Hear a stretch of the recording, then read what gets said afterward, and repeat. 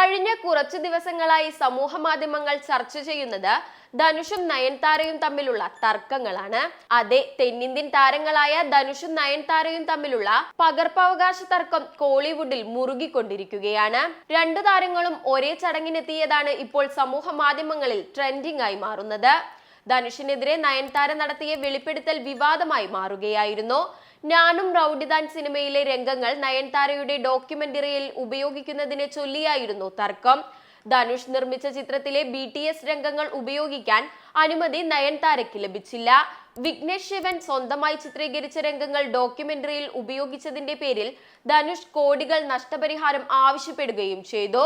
അതായത് ചിത്രത്തിലെ 3 സെക്കൻഡ് ദൈർഘ്യമുള്ള ദൃശ്യം ഉൾപ്പെടുത്തിയതിന് നടൻ ധനുഷ് 10 കോടി രൂപ കോപ്പിറൈറ്റ് ഇനത്തിൽ ചോദിച്ച സംഭവം വലിയ ചർച്ചകൾക്കാണ് വഴിയൊരുക്കിയത്. നയൻതാരയെ നായികയാക്കി വിഘ്നേഷ് ശിവനായിരുന്നു ഞാനും റൌഡിദാൻ എന്ന സിനിമ സംവിധാനം ചെയ്തത്. ആ സിനിമയുടെ സെറ്റിൽ വെച്ചാണ് നയൻതാരയും വിഘ്നേഷും പ്രണയത്തിലായത്. തുടർന്നാണ് നയൻതാര ധനുഷിനെതിരെ പരസ്യമായി രംഗത്തെത്തിയത്. ധനുഷ് മുഖംമൂടിയുമായി ജീവിക്കുന്ന ആളാണ്. ധനുഷിന്റെ സ്വേച്ഛാധിപത്യ പ്രവണത തിരിച്ചറിയണമെന്നും താരം പറഞ്ഞു.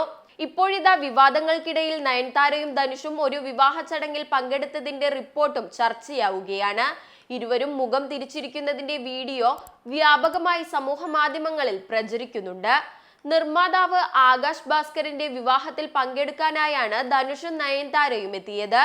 ധനുഷ് സംവിധാനം ചെയ്യുന്ന പുതിയ ചിത്രമായ ഇഡ്ഡലിക്കടയുടെ നിർമ്മാതാവ് കൂടിയാണ് ആകാശ്. വിഘ്നേഷ് ശിവനൊപ്പമാണ് നയൻതാര ചടങ്ങിനെത്തിയത്. ഇവരെത്തുമ്പോൾ ചടങ്ങിന്റെ മുൻനിരയിൽ ധനുഷും ഉണ്ടായിരുന്നു. ചടങ്ങിൽ ധനുഷ് ഇരുന്നത് തൊട്ടടുത്ത ഇരിപ്പിടത്തിൽ മുൻനിരയിൽ തന്നെയാണ്. നയൻതാരയും ഇരുന്നത് ഇവിടെ തന്നെ. എന്നാൽ ഇരുവരും പരസ്പരം മുഖം കൊടുക്കുന്നില്ല. ശിവകാർത്തികേയൻ, അനിരുദ്ധ് എന്നിവരും വിവാഹത്തിൽ പങ്കെടുക്കാൻ എത്തിയിരുന്നു.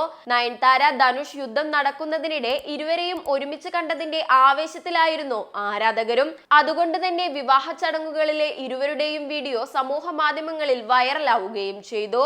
എന്തായാലും 3 സെക്കൻഡ് ദൃശ്യങ്ങൾക്കാണ് ധനുഷ് 10 കോടി രൂപ നഷ്ടപരിഹാരം ആവശ്യപ്പെട്ടത്.